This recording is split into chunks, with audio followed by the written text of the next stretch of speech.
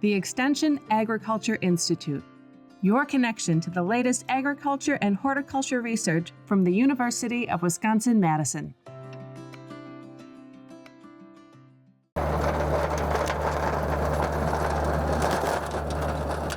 I wasn't so happy with how the rotavator went through here because it's not optimal conditions for it. Usually we would run a subsoil or a disc or something through beforehand, and that really opens the soil up and lets the rotavator do a better job penetrating.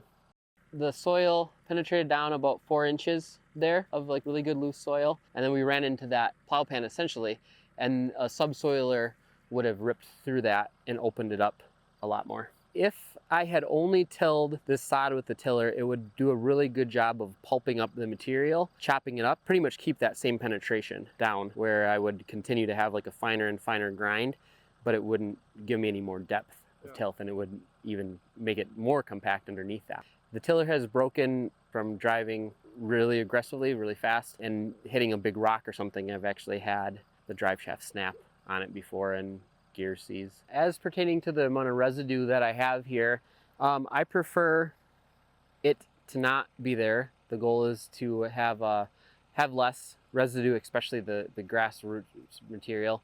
It will get caught in our machinery. It will regrow, get caught on our hand tools. But the idea is to break down as much as we can, is our goal. With the rotavator, it would chop a lot of that material off if we made another pass through, and it would rebury a lot of it. We found that the most success that we've had with that is letting it sit and the material on top basically die off, and then coming through and doing more passes. But we really try to limit the amount of tillage we do, and so it's kind of counterproductive as a goal. The depth of the tilth is different because we have ran our Perfecta through, and that has done a really good job of kind of shearing down and busting through. And then we also did a former pass 2 days ago, and so that the Perfecta had kind of chiseled through that level of compaction, and then this had kind of pulped that material up a little bit. As far as this bed's future, it's going to be in lettuce, and I would be comfortable transplanting our lettuce into this bed. That would be great.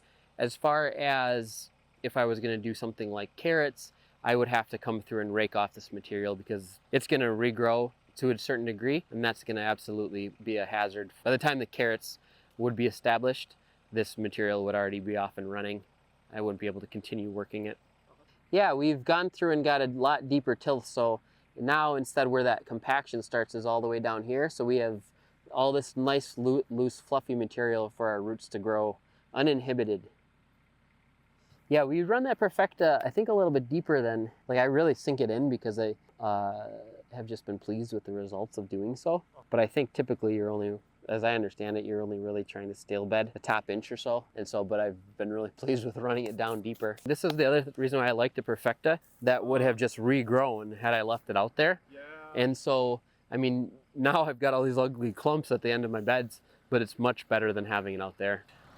This is a bed that we hit about 3 weeks ago.